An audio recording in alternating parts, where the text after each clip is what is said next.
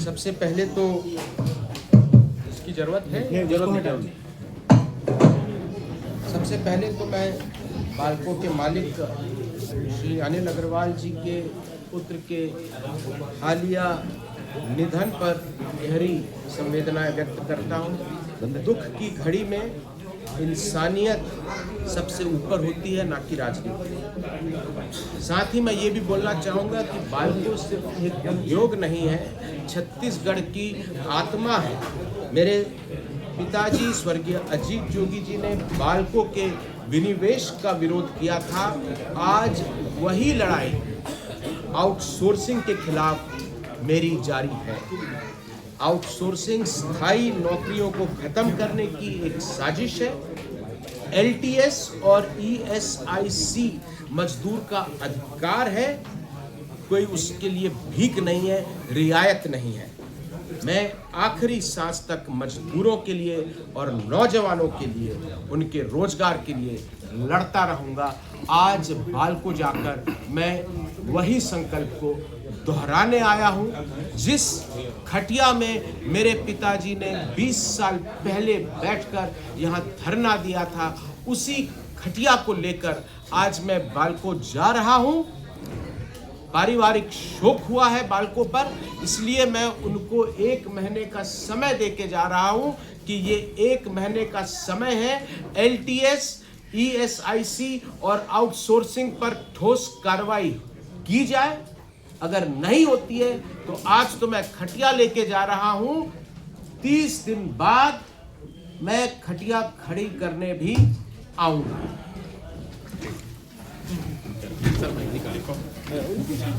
मैं बालको के मालिक श्री अनिल अग्रवाल जी के सुपुत्र के हालिया अकस्मात निधन पर गहरा शोक व्यक्त करता हूं।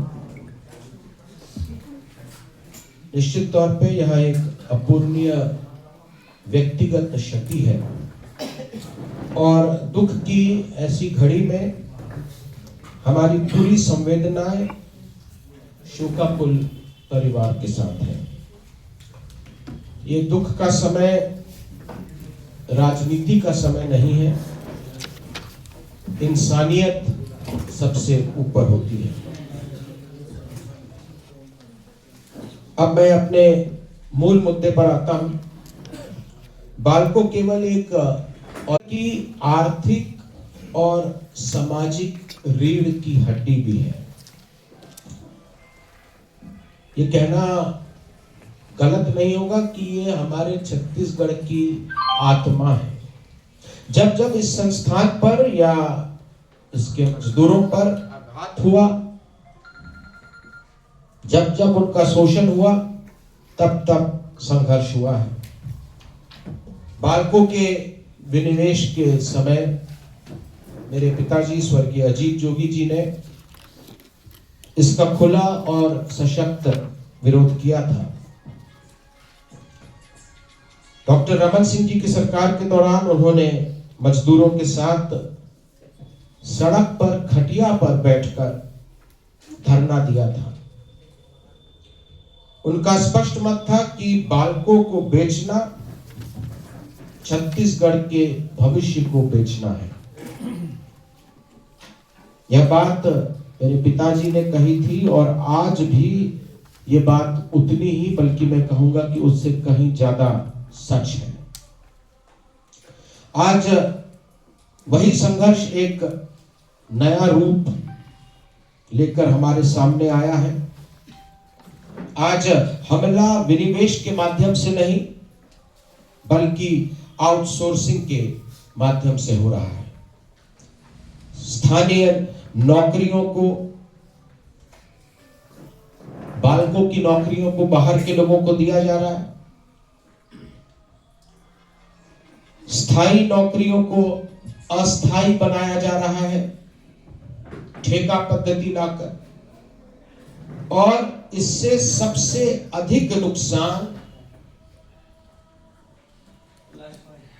मजदूरों को और छत्तीसगढ़ के युवाओं को हो रहा है। मैं यह स्पष्ट करना चाहता हूं कि आउटसोर्सिंग के खिलाफ मेरी लड़ाई आजकल की नहीं है। मैंने इसका विरोध विधानसभा के भीतर भी किया और सड़कों पर भी किया है। जो काम स्थायी प्रकृति का है उसे अस्थायी बनाना मजदूर के साथ सीधा सीधा विश्वासघात है। आउटसोर्सिंग विकास नहीं, मजदूर और युवा विरोधी नीति है। आज मैं यहां किसी राजनीतिक लाभ के लिए नहीं आया हूं। मैं यहां अपने पिताजी के एक बेटे के रूप में खड़ा हुआ हूं। अजीत जोगी का बेटा होना मेरे लिए केवल एक पहचान नहीं है, यह संघर्ष की जिम्मेदारी है। मेरे पिताजी ने विनिवेश के खिलाफ मोर्चा खोला था और आज मैं आउटसोर्सिंग के खिलाफ मोर्चा संभाले खड़ा हूं। मेरी आखिरी सांस तक मजदूरों के अधिकार और छत्तीसगढ़ के युवाओं के रोजगार के लिए लड़ना मेरा संकल्प है। कुछ तकनीकी बिंदुओं को मैं आपके माध्यम से स्पष्ट करना चाहूंगा। एलटीएस यानी लॉन्ग टर्म सेटलमेंट मजदूर को स्थायित्व, वेतन वृद्धि और प्रमोशन, उसके भविष्य की सुरक्षा देता है।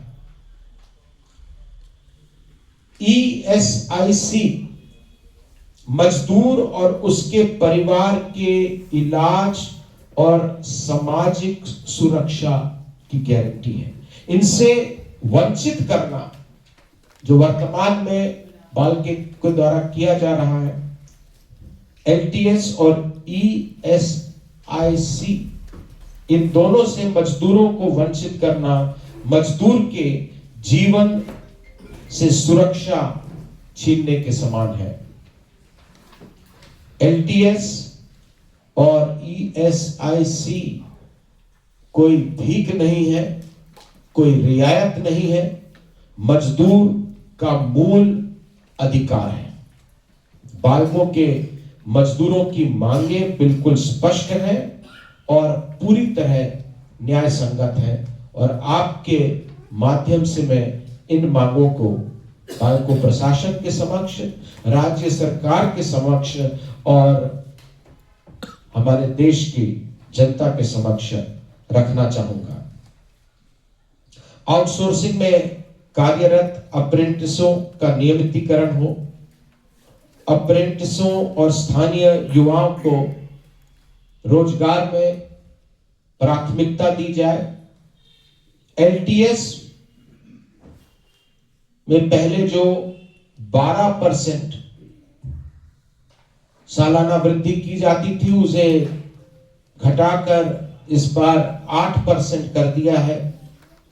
हमारी मांग है कि इसे यथावत 12% ही रखा जाए। लंबे समय से काम कर रहे कर्मचारियों को एलटीएस योजना में शामिल किया जाए और ईएसआईसी से बाहर मजदूरों को बाल्को अस्पताल में इलाज, मामूली देरी पर जो उनकी वेतन में कटौती की जा रही है उसको बंद किया जाए और सबसे महत्वपूर्ण जो बाहरी भर्तियां हैं उस पर रोक लगाई जाए। बाल्को छत्तीसगढ़ का था, बाल्को छत्तीसगढ़ का है और बाल्को छत्तीसगढ़ का ही रहेगा और इस पर पहला अधिकार छत्तीसगढ़ियों का, छत्तीसगढ़ के नौजवानों का, युवाओं का है। मैं यह भी स्पष्ट करना चाहता हूं कि यह लड़ाई किसी के खिलाफ व्यक्तिगत लड़ाई नहीं है, यह नफरत की लड़ाई नहीं है, यह न्याय, रोटी और सम्मान की लड़ाई है। हम दुख में एक साथ खड़े हो सकते हैं और अन्याय के खिलाफ मजबूती से लड़ भी सकते हैं। अंत में मैं यह कहना चाहता हूं कि अगर मजदूरों की आवाज को अनसुना किया गया तो यह संघर्ष और व्यापक होगा, लेकिन संघर्ष लोकतांत्रिक, शांतिपूर्ण और सच्चाई के साथ होगा। हम झुकेंगे नहीं, क्योंकि यह लड़ाई मजदूरों की गरिमा और युवाओं के भविष्य की है। आपने मुझे यहाँ बोलने का अवसर दिया, उसके लिए बहुत बहुत धन्यवाद। अमित जी, आज अचानक इतने सालों बाद बालकों के खिलाफ ऐसे मोर्चा खोलने का कोई खास मतलब कारण है क्या? क्योंकि बालकों के जितने मुद्दों की आप बात कर रहे हैं ये आज के नहीं है, काफी सालों से ये चले आ रहे हैं। पेड़ों की कटाई का मुद्दा हो, राठौड़ के प्रदूषण का मुद्दा हो, या एटीएस का मुद्दा जो आपने उठाया, तो आज अचानक आप आकर के इस तरह से मोर्चा खोल रहे हैं, कोई खास कारण है क्या इसके पीछे? कोई खास कारण नहीं है। मैं जब यहाँ पिछली बार आया था,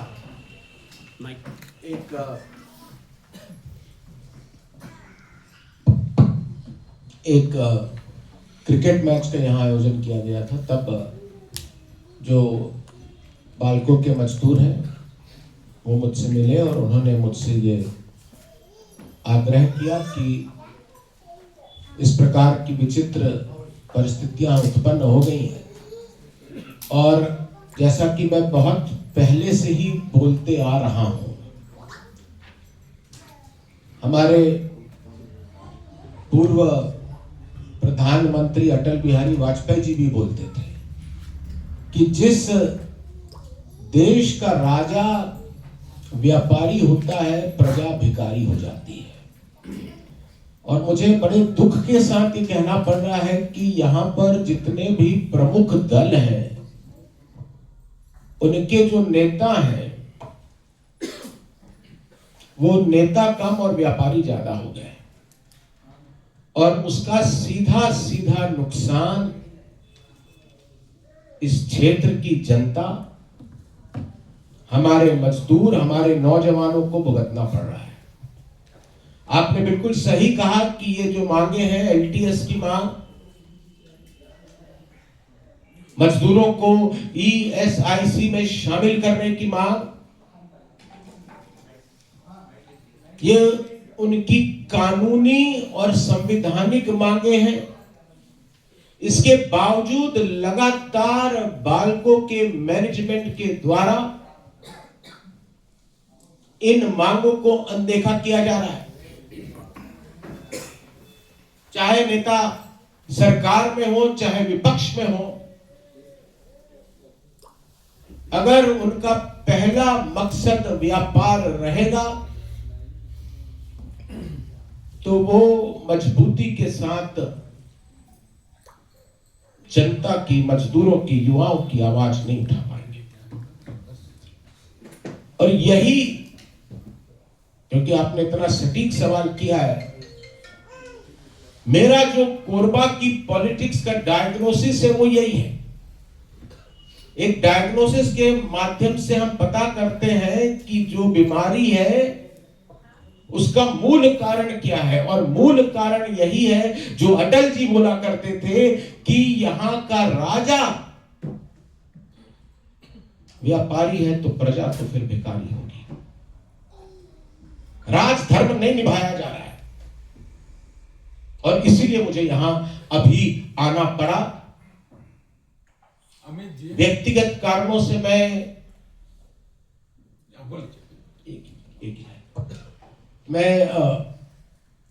खुद को सार्वजनिक जीवन से कुछ अलग रखकर चल रहा था, अपने परिवार की ओर ध्यान दे रहा था, अपने इनर लाइफ की तरफ ध्यान दे रहा था। पर अब मैं ये बताना चाहता हूं कि ये जो लड़ाई है, ये केवल मजदूरों और नौजवानों की लड़ाई नहीं है, ये लड़ाई अब मेरी लड़ाई भी है। जैसा कि मैंने कहा, अजीत जोगी जी का बेटा होना केवल मेरे लिए पहचान नहीं है, ये मेरी एक विरासत है और संघर्ष भरी विरासत है। आज तो मैं बालको जा रहा हूं, पर पापा की स्मृति में जिस खटिया में वो यहां बैठे थे, आज से लगभग 15 साल पहले, 2005 की बात है, 20 साल पहले जिस खटिया पर बैठे थे, मेरे भाई निर्मलकर जी भी उस समय आंदोलन में थे। वो खटिया इनके घर में अभी भी पड़ी है और मैंने उनसे कहा है कि आज जब मैं बालको जाऊंगा तो उस खटिया के साथ जाऊंगा, ये बताने कि आज तो मैं खटिया लेके आया हूं, पर अगर एलटीएस, ईएसआईसी और आउटसोर्सिंग, ये जो मेरी 3 मांगे हैं, इस पर कार्रवाई नहीं होती है, 1 महीने के भीतर नहीं होती है, तो आज तो मैं खटिया लेके आया हूं, 1 महीने बाद फिर खटिया खड़ी करने भी आऊंगा। अमित जी, आपने इस राज्य के प्रथम मुख्यमंत्री स्वर्गीय अजीत जोगी को लेकर कहा, मेरे पिता और मेरी सिर्फ पहचान नहीं, मेरी विरासत, मेरा संघर्ष है। 20 साल पहले की उस घटना का हम पत्रकार प्रत्यक्षदर्शी हैं। माननीय अजीत जोगी जी ने चेयरमैन के सीओ के चेंबर के बाजू में खटिया रख के उन्होंने वहीं पे धरना दिया और तत्कालीन सीओ को खिड़की से भागना पड़ा। ये मीडिया जानना चाहता है, अमित जोगी वो गेट को पार करके गए। अमित जोगी किस दिन उस गेट को पार करने बालको जाएंगे, हम मीडिया वाले भी चलना चाहते हैं। इस बात को आप अनाउंस करके बताइए। अजीत जोगी जी व्हील चेयर से गए और लोग गेट खोल दिए थे, और हम आपको देखना चाहते हैं कि आप जो है उस गेट में घुस पाते हैं नहीं, या घुसने की कोशिश किस दिन करेंगे, मीडिया को बताने का कष्ट करें।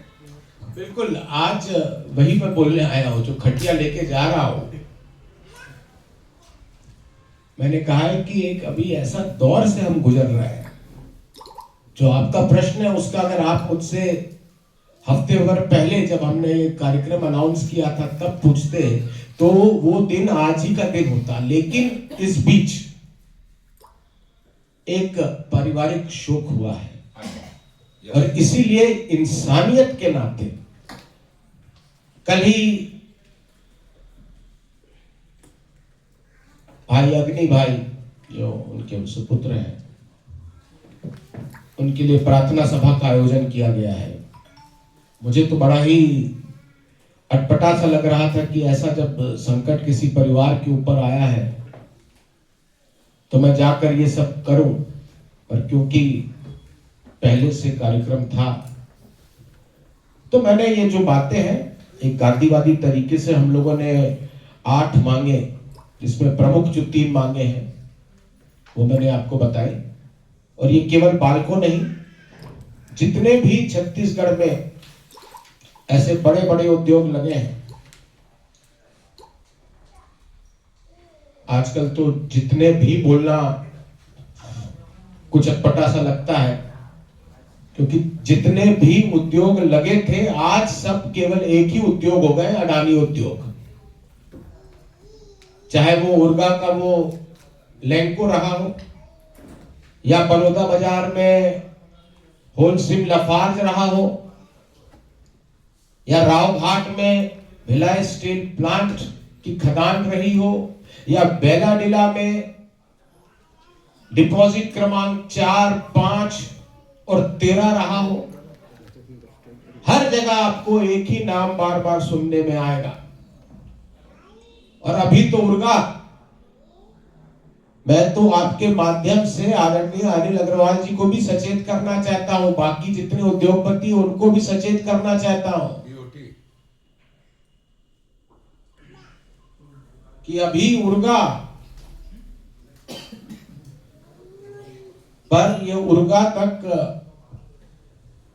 शांत नहीं होने वाले। बालको भी आएंगे, एनटीपीसी भी आएंगे, एसईसीएल तो सरगुजा से उन्होंने हथियाना चालू कर दिया है, मदनपुर आपके बॉर्डर पे आके खड़े हो गए। अडानी का ये जो चौतरफा हमला हो रहा है, इसके खिलाफ अगर हम आज नहीं लड़ेंगे तो ये जो हमारा छत्तीसगढ़ है ये अडानी गढ़ बन जाएगा। हमारे बच्चे अडानी की गुलामी करेंगे। तो संबंध में 13 फरवरी के डेट आप क्या डिसाइड करते हैं? 1 महीने बाद आपने बोला है 13 फरवरी को हम गेट में मिलेंगे क्या? मुझे उम्मीद है कि इतना बड़ा जो पारिवारिक शोक उन पर आया है, उनका मैंने अभी बयान पढ़ा जिसमें उन्होंने ये कहा है कि मैं अपनी पूंजी का 75% मतलब लगभग 25,000 करोड़ रुपया वो अपने स्वर्गीय सुपुत्र की स्मृति में समाज को वो देंगे, समाज सुधार के लिए, समाज उद्धार के लिए। तो आज जो बेनिफिट ऑफ डाउट है मैं उनको दे रहा हूं। हाँ, मैंने कहा है कि 1 महीने बाद अगर नहीं होता है तो फिर तो हम करेंगे, पर मुझे पूरी उम्मीद है कि जो उनका हृदय परिवर्तन हुआ होगा उसका लाभ सबसे पहले एक उन्होंने अपने बेटे को खोया है, पर उनको मालूम होना चाहिए कि यहाँ कोरबा में भी, छत्तीसगढ़ में भी उनके लाखों बेटे हैं जो उनसे आस लगाए बैठे हैं।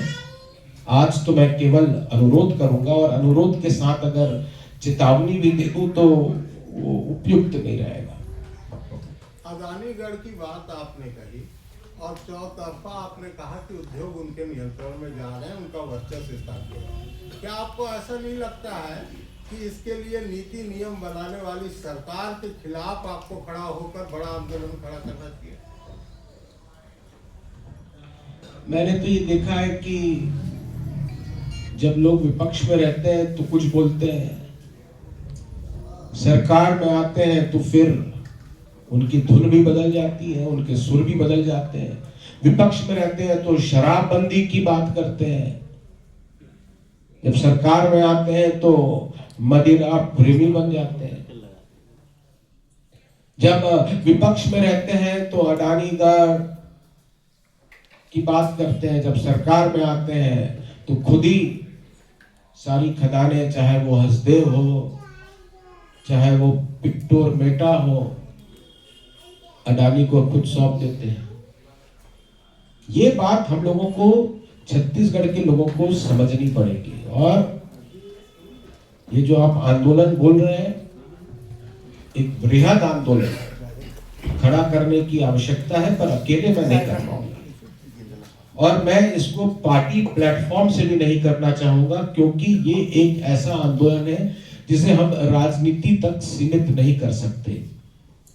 इसमें मैं चाहूंगा कि सभी दलों के, सभी विचारधाराओं के लोग सम्मिलित हो। आज छत्तीसगढ़ में जो सबसे बड़ी आवश्यकता है वो एकता की आवश्यकता है, क्योंकि जैसे ईस्ट इंडिया कंपनी हमारे देश में आई थी, फूट डालो, राज करो, लूट करो, ये जो उनकी नीति थी, वही नीति आज की जो ईस्ट इंडिया कंपनी है उसने अपनाई है। छत्तीसगढ़ में धर्म के नाम पर, जाति के नाम पर, संप्रदाय के नाम पर, क्षेत्रवाद के नाम पर जो फूट डाली जा रही है उसका केवल एक ही उद्देश्य है, लूट।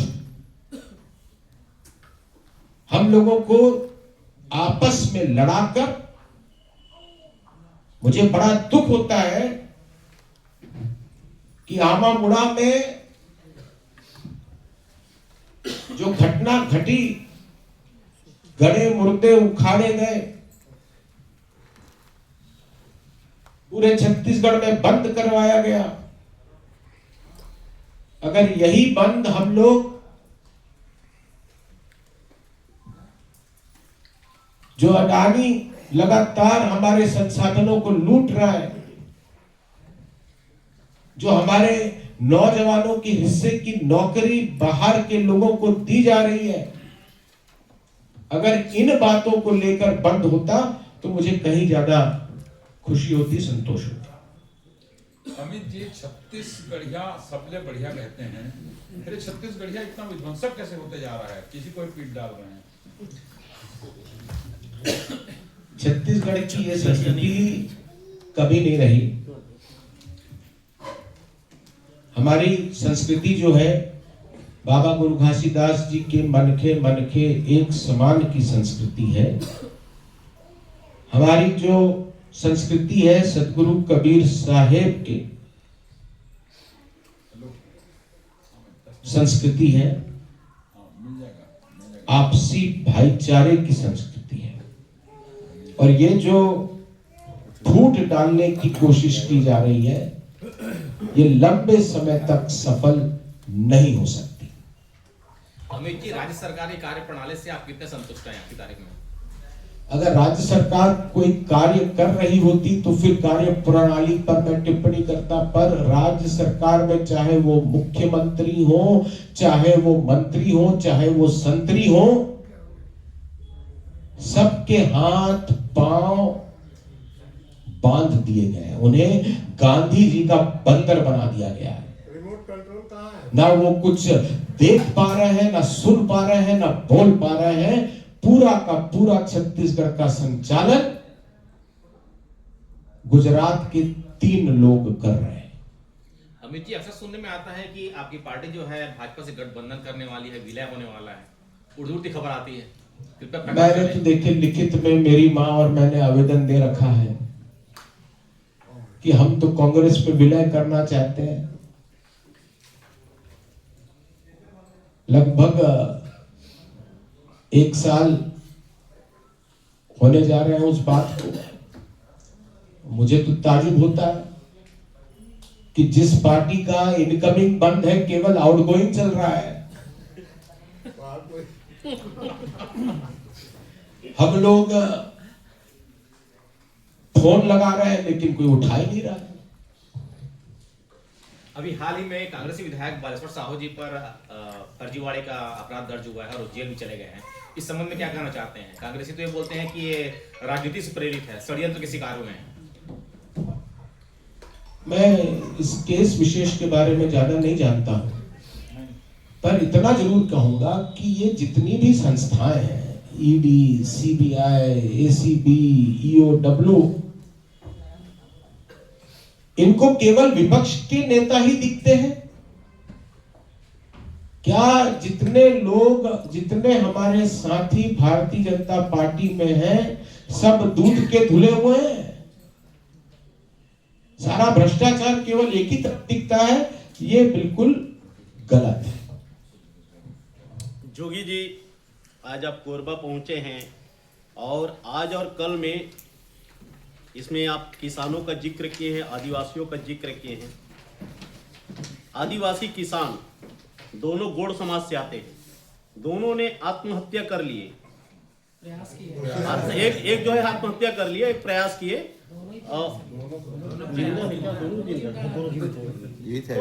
अच्छा चलिए, आज मैं जा रहा हूँ उनके परिजनों से मिलने, अस्पताल उनके स्वास्थ्य को देखने। तो आप जिस आदिवासी के राजनीति करते आए हैं, आपके पिताजी भी करते आए हैं और आप भी करते हैं, उन दोनों की परिस्थितियों को देख करके सरकार पर आप क्या कहेंगे? मैं तो आपको याद दिलाना चाहूंगा, जब पिछली बार ऐसी घटना घटी थी, हमारे ही समाज के आदिवासी भाई थे, बुंदेली गांव, तब मैं आया था। हाथी के प्रकोप से उनकी मृत्यु हुई थी और तब जिस पार्टी में मैं था, उसके नेताओं ने कहा था कि किस हैसियत से ये आ रहा है, कम से कम आज ये सवाल तो मुझसे नहीं पूछा जाएगा।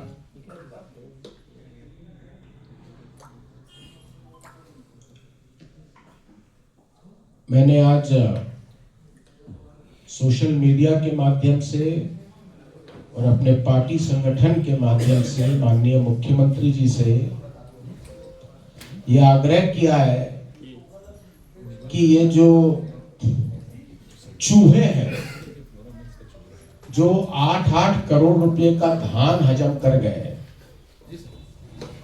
इन चूहों का खुलासा तो करें, आखिर ये चूहे हैं कौन। और चूहों की तरफ से मैंने उन्हें एक संदेश भी भेजा है कि हमारे छत्तीसगढ़ के चूहे भी इतने जालिम नहीं होते हैं। चूहों को बदनाम किया जा रहा है।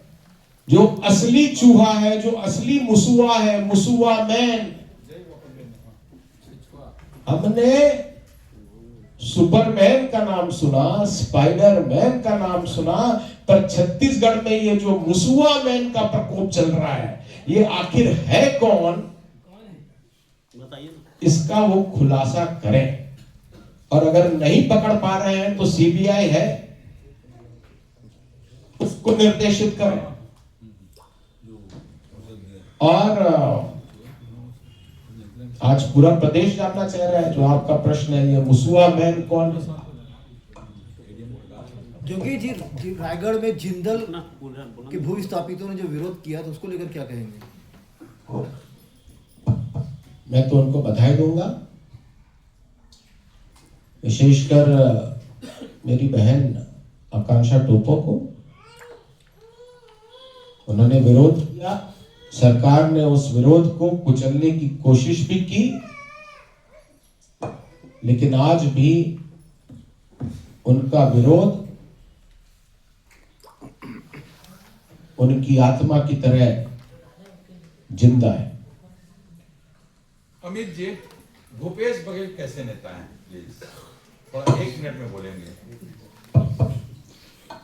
देखिए, मैं तो जो पुराना अमित जोगी था वो तो मर गया। आज आपके सामने जो बैठा है, नए साल में जो आज यहाँ आया, वो एक नया अमित जोगी है।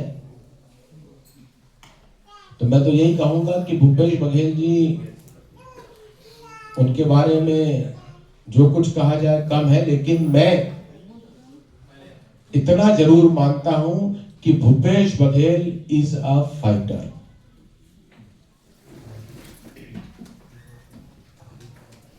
एक सवाल और है सर, कि आपने नशा और पानी क्यों छोड़ दिया?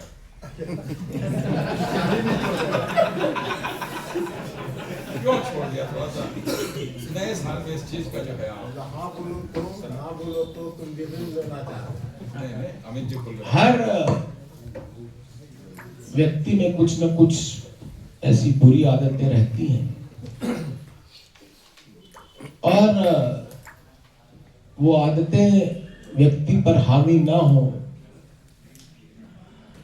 इसके लिए खुद से भी संघर्ष करना पड़ता है। और मुझ में इतनी हिम्मत है कि मैं इतनी बात तो स्वीकार कर सकता हूं कि हाँ, मुझ में बुरी आदतें थी, शायद कुछ बुरी आदतें अभी भी होंगी, लेकिन उनको खत्म करने के लिए सबसे पहली जो सीढ़ी है उसको स्वीकार करना। और मैं पॉलिटिक्स में हूं, उसके बाद भी सार्वजनिक रूप से मैं स्वीकार कर रहा हूं कि हाँ, ये बुरी आदतें थी, पर ईश्वर के आशीर्वाद से, मेरे पिताजी की प्रेरणा से आज मैं उन आदतों का गुलाम नहीं हूं। और छत्तीसगढ़ के मेरे जो नौजवान साथी हैं, उनसे भी मैं ये कहूंगा, मैं कोई संदेश नहीं दे सकता, जितना मैं बोलूं वो मेरा संदेश नहीं है। जो संदेश है वो आपके सामने बैठा है, आपके सामने बोल रहा है, उससे आप प्रेरणा लीजिए। और जितनी भी बुरी आदतें आपके जीवन में हैं, उनको हावी मत होने दीजिए। अमित जी, एक आखिरी सवाल। छत्तीसगढ़ का कोई ऐसा पंचायत पाराटोला नहीं जो अजीत जोगी से वाकिफ ना हो। आप किसी एक जगह में जाकर एक विधानसभा का नेता क्यों बनना चाहते हैं, जब पूरा स्टेट आपके लिए और निवेदन करेंगे तो वो बिल्कुल मना नहीं करेंगे, लेकिन हमने आवेदन उन्हें नहीं किया, उनसे नहीं बात करी, हमारा ये मानना है कि अगर कांग्रेस पार्टी में आना भी है तो यहाँ के जो कांग्रेस के नेता हैं उनके साथ मिलकर काम करना पड़ेगा। अगर फिर से मुंदेली वाली घटनाएं होंगी कि आप यहाँ क्या कर रहे हैं और वहां क्या कर रहे हैं, तो ऐसे में काम नहीं किया जा सकता। तो मैं चाहूंगा कि यहां पे जितने स्थानीय नेता हैं, परम आदरणीय मेरे पिता समान है डॉक्टर चरणदास महान जी हैं, मेरे भाई हैं दीपक बैद जी हैं, आदरणीय टीएस सिंहदेव जी हैं, आदरणीय भूपेश बघेल जी हैं, आदरणीय ताम्रध्वज साहू जी हैं, जितने भी कांग्रेस पार्टी के नेता हैं, मैं चाहूंगा कि मैं अगर कांग्रेस में हूं तो मैं उनके साथ काम करने आना चाहता हूं, उनके साथ मिलकर उनके निर्देश पे काम करना चाहता हूं एज अ डिसिप्लिन सोल्जर।